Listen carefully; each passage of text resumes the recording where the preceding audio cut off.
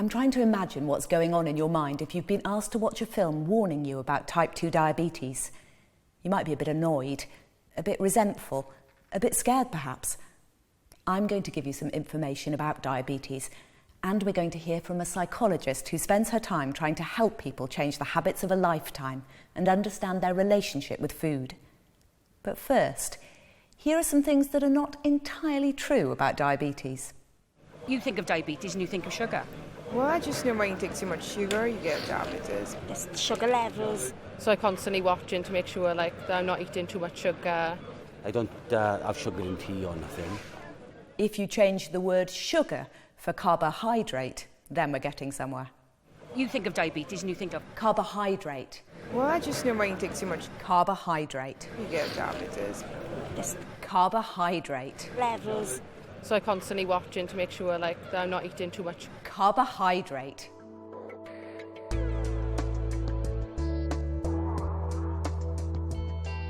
A lot of health professionals do talk about blood sugar, but they're talking about blood glucose, not bags of the white stuff. When you eat foods containing carbohydrate, potatoes, pasta, rice, cake, and also milk, yogurt and soft cheese, inside your body it turns into blood glucose.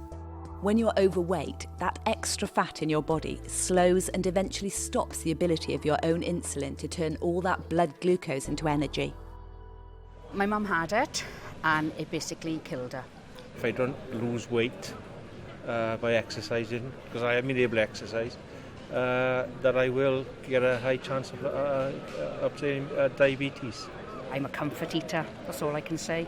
It's my best friend, food is. The wrong food. I wish lettuce and cucumber was my best friend, but it's not.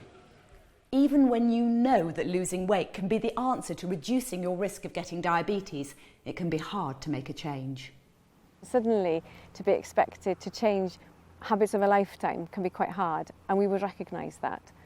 So that's why it's so important sometimes to think about how important it is to you to make these changes, what would it mean to you to make these changes, and what does the terminology mean, being at risk of diabetes? What does that actually mean to you?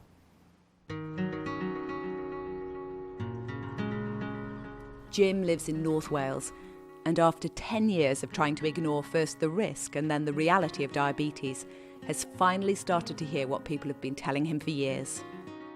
I've listened the last month, it's only been a month, and by trial and error I am getting there now. I'm a little bit fitter by what I eat, and I don't feel so tired now at the end of the day. At the moment, my good days are outnumbering my bad days. A great achievement, but we know that changing your diet can be a real challenge. We often use food to improve our mood, we use it to help us feel better, we give ourselves little treats. And this is almost part of society, what's norm these days, what is considered normal. So that's partly why it's quite difficult to make these changes, even when we know in our heads that this is something we need to do. And it can also be hard to make changes when it means giving up something we really enjoy.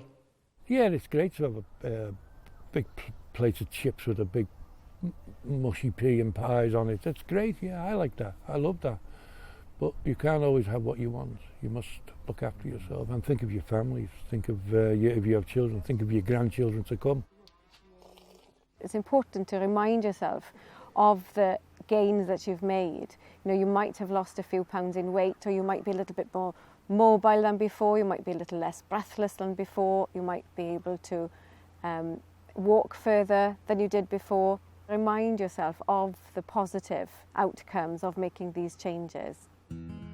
When I'm feeling well, I'll go and have a walk. I'll walk about 10 minutes and then 10 minutes back. That's a nice, manageable walk. The better you feel, the more active you can be, the better you'll feel. Doing what we call a decisional balance sheet is something that's helpful for people sometimes. You'd write down, if I made these changes, what would I gain for it and what would I lose from it? But also write down, if I don't make these changes, what would I gain from it and what would I lose from it? And sometimes by looking at that decisional balance sheet, you can make your own mind up about the reasons for changing your behaviour. And when you make up your own mind about something, you're more likely to stick with it, as Jim knows only too well. I'm alcoholic, but not drank for 14 years. I was a welder. We worked away from home, not a lot to do. I wish I knew then what I know now. And then Jim became diabetic. I thought, oh, it's diabetes, you know, don't eat any sugar. You know, that was the conception I got of diabetes. If you eat sugar, you're going to be ill. But it's not that at all. It's more than eating sugar and not eating sugar, or it's a case of looking after yourself and being aware of what you are eating and where you are and how to manage it. Unfortunately, diabetes does make you vulnerable to other problems. The renal failure, I didn't know I had it until I collapsed. After that, I had 5 heart attacks. Then I started to take it very, very seriously, my diabetes, very seriously. If you're hearing this and thinking, well, it's not relevant to me, what next?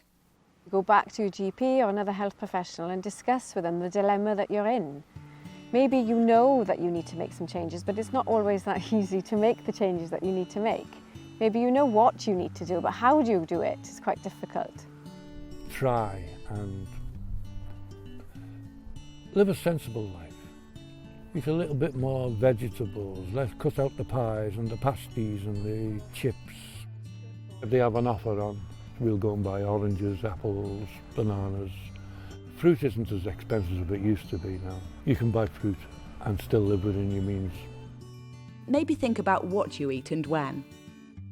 Sometimes using a food and mood diary can be helpful. You can pick up on little patterns you might not have been aware of where you're using food to help you cope with isolation or loneliness or feeling low or feeling anxious. It's a good example of a practical first step that you could take. And here's a second. If your grandchildren are important to you and you know that they play football on a Saturday morning or something, you might decide that you're going to park the car a little bit further away and walk 10 minutes to where they're playing football. Then it's more likely that you'll actually engage in that goal if you've based that activity around something that means something to you. I want to be around for my family.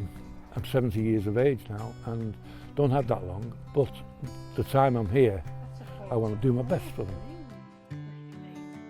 Jim is motivated and knows where he's heading. If you're not there yet, don't worry, it's perfectly normal. Just keep talking and thinking about it. It's difficult to make behaviour changes, and there are reasons to change, there are reasons not to change. And perhaps today you might be feeling motivated to change, and that's great, make some small changes, and tomorrow they might be harder to make, but that's normal too. The important thing is to keep on going in the right direction.